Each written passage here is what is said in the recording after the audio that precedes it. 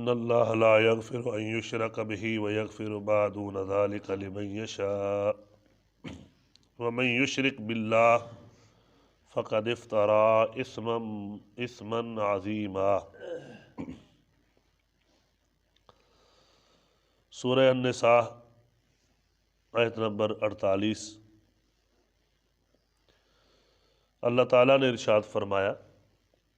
بے شک اللہ تعالیٰ نہیں معاف کرے گا یہ کہ اس کے ساتھ شرک کیا جائے، اور وہ معاف فرما دے گا جو اس کے علاوہ ہوگا جس کو چاہے گا۔ اور جس نے شرک کیا اللہ کے ساتھ اس نے بہت بڑا گناہ جو ہے اس کو گھڑ لیا، یا بہت بڑا الزام اللہ پہ لگا دیا۔ تو یہاں اللہ تعالیٰ نے اپنا ایک فیصلہ سنایا ہے، اور بڑا ہی قابل غور ہے، بڑی ہی توجہ کے ساتھ سننے والا ہے۔ اللہ کا ایک فیصلہ ہے، اور وہ فیصلہ یہ ہے کہ جو شخص شرک کرتے ہوئے مر گیا اور اس کو توبہ نصیب نہیں ہوئی، تو اللہ تعالیٰ فرماتے ہیں اس کو میں نے معاف نہیں کرنا، اس کی کوئی معافی نہیں ہے۔ چونکہ جو یہود تھے اہل کتاب، وہ شرک کو اتنا کوئی بڑا گناہ نہیں سمجھتے تھے، وہ اس کو اہمیت نہیں دیتے تھے، وہ کہتے تھے خیر ہے، لیکن باقی بعض چھوٹی چھوٹی باتوں پہ بہت زیادہ زور دیتے تھے۔ آج کل ہمارے معاشرے میں بھی ایسے ہی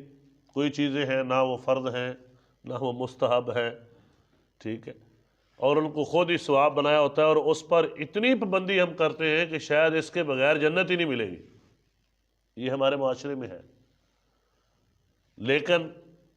جو بنیادی چیزیں ہیں، جو عقائد ہیں، ان پہ توجہ ہی نہیں ہے۔ تو اللہ تعالیٰ نے فرمایا کہ یہ جو تم شرک کو معمولی سمجھ رہے ہو، سنو، یہ ایسا گناہ ہے کہ جس کی معافی ہی نہیں ہے، اللہ کے مرنے سے پہلے توبہ کر لے، وگرنہ اگر ایسے مر گیا تو شرک کرنے والے کو اللہ تعالیٰ فرماتے ہیں میں کبھی معاف نہیں کروں گا، یہ ہمیشہ جہنم میں رہے گا۔ اس کے علاوہ جتنے گناہ ہیں چاہوں گا تو معاف کر دوں گا۔ اس میں بھی اللہ تعالیٰ نے یہ فرمایا اگر چاہوں گا تو، معنی یہ ہے کہ لازمی نہیں ہے کہ وہ اللہ تعالیٰ معاف کر دے، ہو سکتا ہے اس کی وہ سزا دے، لیکن وہ گناہ جتنے بھی ہیں ان کی اگر سزا ملے گی بھی، جس طرح حدیث پاک میں بڑی تفاصیل موجود ہیں، تو وہ توحید کی بنیاد پہ ایسے لوگ بالآخر جنت میں آ جائیں گے۔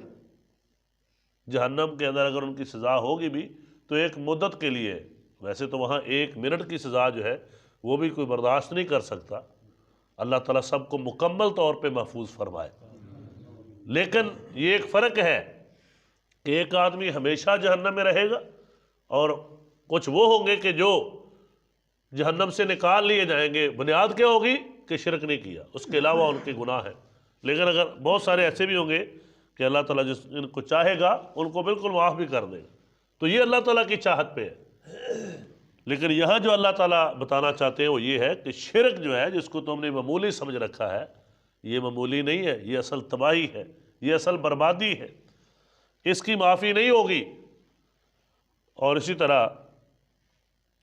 اس بات کو سمجھنا بھی ضروری ہے کہ شرک ہوتا کیا ہے، کیونکہ یہاں ہمارے معاشرے کے اندر اس کی بڑی، میں سمجھتا ہوں، لا علمی ہے، جہالت ہے، وہ شرک کو شرک سمجھتے ہی نہیں۔ شرک اللہ تعالیٰ کی ذات میں، اللہ کی صفات میں، اللہ کے اسماء میں کسی کو شریک کر دینا، مخلوق میں سے کسی کو شریک کر دینا، چاہے انبیاء ہوں، چاہے اولیاء ہوں، چاہے صلحاء ہوں، کسی کو شریک کر دینا۔ ذات کے اندر شرک کیا ہے؟ جس طرح یہودیوں نے کہا وقالت الیہود عزیر ابن اللہ، یہودیوں نے کہا عزیر اللہ کا بیٹا ہے، اللہ کی ذات میں شریک کر دیا بیٹا بنا کے۔ وقالت النصارى المسیح ابن اللہ، اور عیسائیوں نے کہا عیسیٰ علیہ السلام اللہ کا بیٹا ہے۔ اور اس طرح مشرکین مکہ وغیرہ جو تھے وہ فرشتوں کو اللہ کی بیٹیاں قرار دیتے تھے، قرآن پاک میں ہے، وہ کہتے تھے فرشتے جو ہیں یہ اللہ تعالیٰ کی بیٹی ہیں، معاذ اللہ، استغفر اللہ۔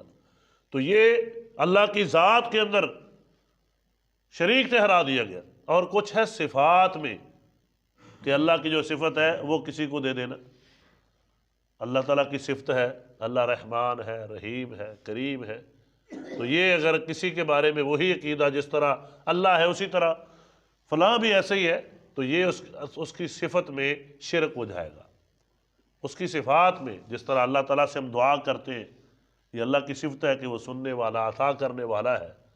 اور اسی طرح اگر ہم کسی اور کو بھی سمجھیں کہ اسی طرح وہ بھی عطا کرتا ہے، جس طرح کہ جہالت کے اندر بہت سارے عقیدے بنے ہوئے ہیں، تو یہ اللہ کی صفات میں شرک ہے۔ اور اسی طرح اس کو مزید اگر آپ نے آسانی سے سمجھنا ہے تو اللہ تعالیٰ نے قرآن پاک کے اندر شرک کو بیان کیا ہے مشرکین کے عقیدے کو بیان کر کے۔ جو مشرکین مکہ تھے نا خاص کر، یا پہلی لوگوں کے جو مشرک تھے، ان کو اللہ نے یہاں ذکر کیا ہے قرآن پاک۔ مثلا سب سے پہلے شرک کا آغاز ہوا قوم نوح سے۔ قوم نوح نے اس کائنات کے اندر سب سے پہلے شرک کیا ہے، اس سے پہلے شرک کا نام و نشان نہیں تھا۔ اور وہ شرک کیسے انہوں نے شروع کیا؟ صحیح بخاری میں آتا ہے کہ ان کے کچھ نیک لوگ تھے، وہ بڑے نیک تھے، اللہ کے عبادت گزار تھے، وہ فوت ہو گئے۔ ود، سوا، یغوث، یعوق، نصر، یہ 5 تھے جن کا سورہ نوح کے اندر اللہ تعالیٰ نے ذکر فرمایا۔ یہ نیک آدمی تھے، ود، سوا، یغوث، یعوق، نصر، یہ نام ہے ان کے۔ حضرت عبداللہ ابن عباس رضی اللہ عنہ مفسر قرآن وہ بیان فرماتے ہیں کہ یہ نیک اور صالحین لوگ تھے قوم نوح کے۔ تو یہ جب فوت ہوئے تو شیطان نے ان کی قوموں کے پاس آ کے، ان کی اولادوں کے پاس آ کر کہا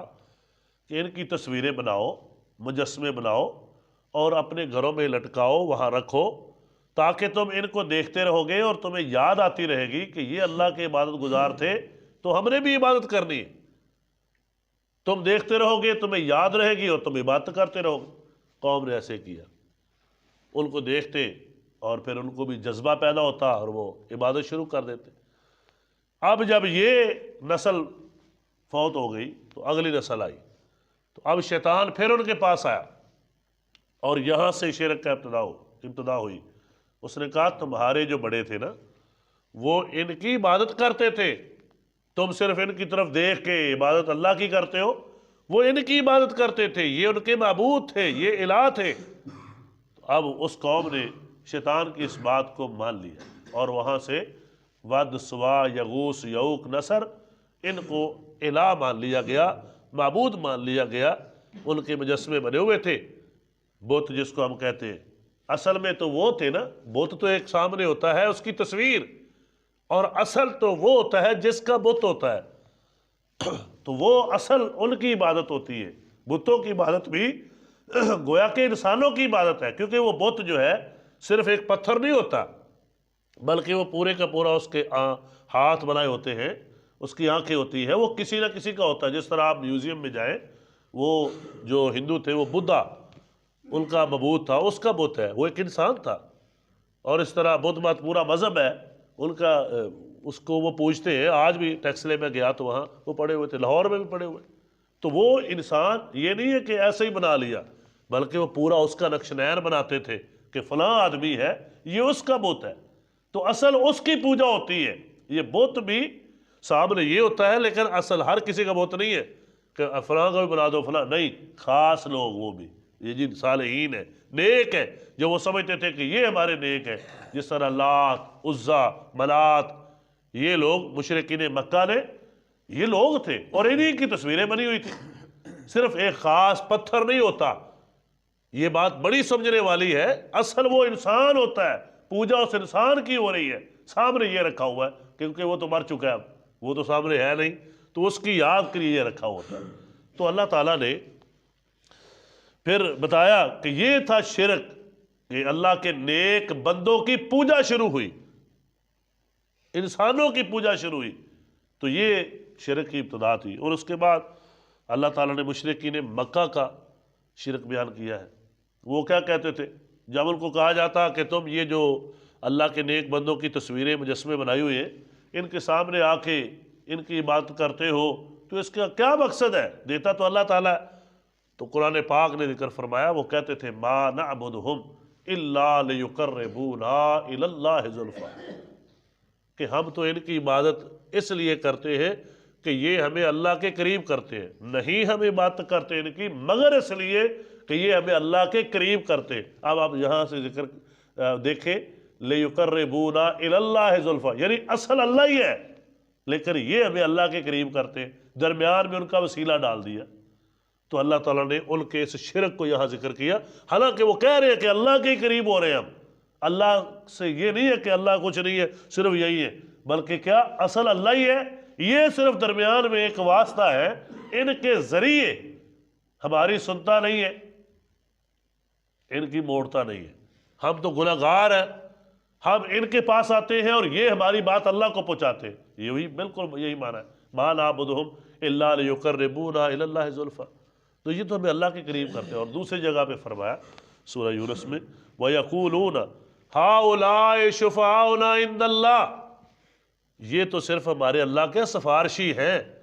اب دونوں آیتوں میں دیکھیں نا، اللہ کے ہاں اور وہاں اللہ کے قریب، یعنی وہ اللہ کو تو مانتے تھے کہ اللہ ہی دے گا لیکن سفارش یہ کریں گے، تو اللہ تعالیٰ نے فرمایا یہ تمہارا شرک ہے، یہ تو کچھ کر سفارش بھی نہیں کر سکتے، یہ تو فوت ہوئے ہیں اور آج سے پتہ نہیں کتنی دیر پہلے کے دنیا سے گئے ہوئے، تم ان کو سفارشی بنا رہے ہو کہ یہ وسیلہ بنیں گے، یہ ہمارا سفارش کریں گے۔ تم نے اللہ تعالیٰ سے دعا کرنی ہے تو ایسے کرو نا، وقال ربکم ادعونی استجب لکم، تمہارے رب نے فرمایا مانگو مجھ سے میں تمہیں عطا کروں گا۔ وَإِذَا سَأَلَكَ عِبَادِي عَنِّي فَإِنِّي قَرِيبٌ،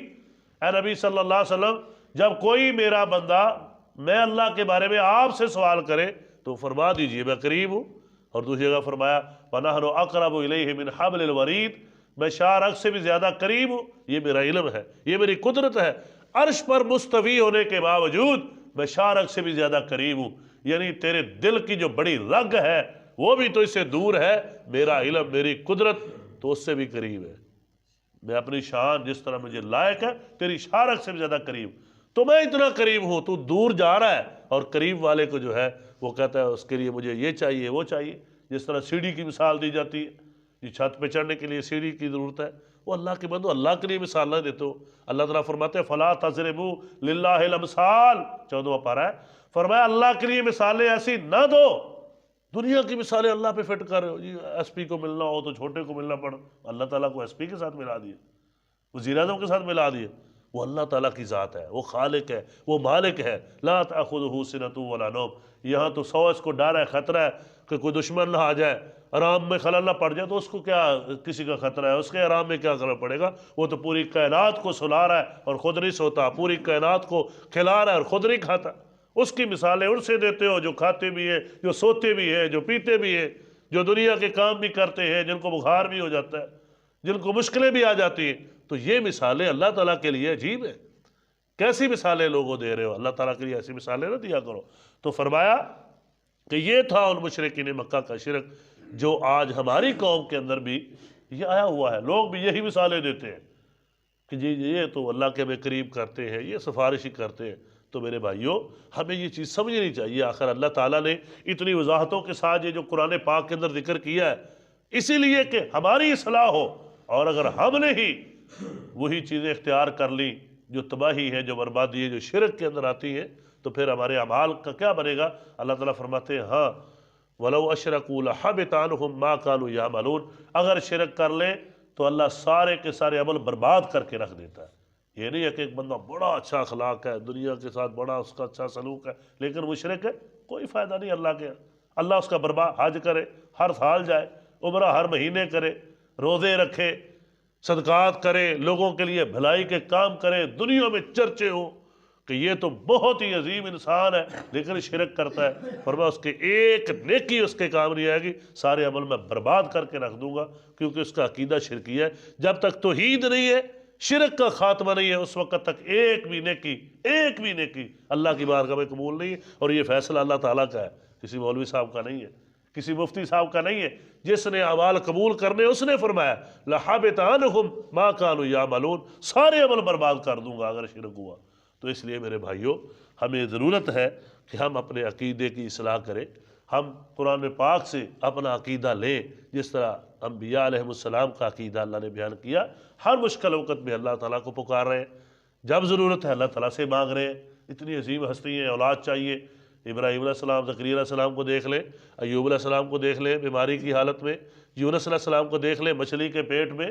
بے شمار اس کی مثالیں موجود ہیں۔ تو ہمیں بھی وہی انداز اختیار کرنا چاہیے جو انبیاء علیہ السلام کا، یہ وہ عقیدہ توحید ہے۔ اور جو مشرکین مکہ کا عقیدہ بیان ہوا،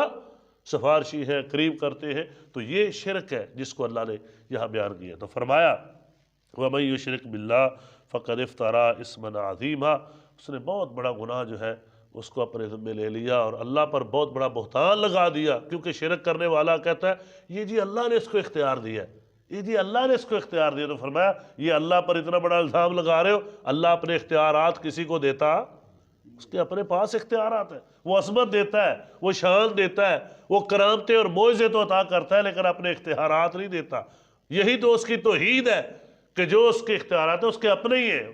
تو ہم اللہ پر الزام لگا دیا جاتا ہے وہ جی اللہ نے دیا ہوا ہے۔ تو ایسا نہیں ہے، بلکہ ہمیں قرآن پاک کو سمجھنا چاہیے اور انبیاء علیہ السلام کی عظمت، شان اور مقام جس میں شاکی نہیں ہے، اولیاء کرام ان کی عظمت، شان، مقام جس میں شاکی نہیں ہے، لیکن ان سب کی دعوت بھی کیا ہے کہ اللہ سے مانگو۔ ہمیں ان کی دعوت کو ماننا چاہیے۔ آپ پڑھ لیں تمام اولیاء کرام جتنے معروف ہیں، سب یہی کہتے ہیں کہ ہم نہیں دینے والے، اللہ دینے والے ہیں، لیکن لوگ پھر بھی ان سے مانگتے ہیں۔ اللہ سے مانگو، اللہ کے سامنے جھکو، اللہ کے سامنے جھولی پھیلاؤ، وہ دے خوش ہو جاؤ، اگر وہ نہ دے تو یہ سمجھو میرے لیے بہتر یہی ہے، کیونکہ فیصلے اس کے۔ ضروری نہیں ہے کہ جو تم مانگو تمہارے لیے بہتر ہو، اللہ جانتا ہے پتہ نہیں بہتر ہے یا نہیں ہے۔ اللہ اس کے بدلے میں تمہاری اگر دعا جو تم نے مانگی قبول نہیں ہوئی تو آخرت میں درجے دے دے گا۔ اگر وہ چیز نہ ملی تمہاری دعا رد نہیں ہوگی، جتنی دعائیں کرو گے اللہ قیامت کے دن اس کے درجے عطا فرمائے گا۔ اللہ تعالیٰ سے دعا ہے اللہ تعالیٰ ہم سب کو عقیدہ توحید کی سمجھ عطا فرمائے اور شرک جیسی قباحت سے اور شرک جیسے ظلم عظیم سے محفوظ فرمائے، اور اللہ تعالیٰ پوری امت کو توحید پر قائم اور دائم فرما دے اور شرک کا خاتمہ فرمائے۔ وآخر دعوانا ان الحمد للہ رب العالمین۔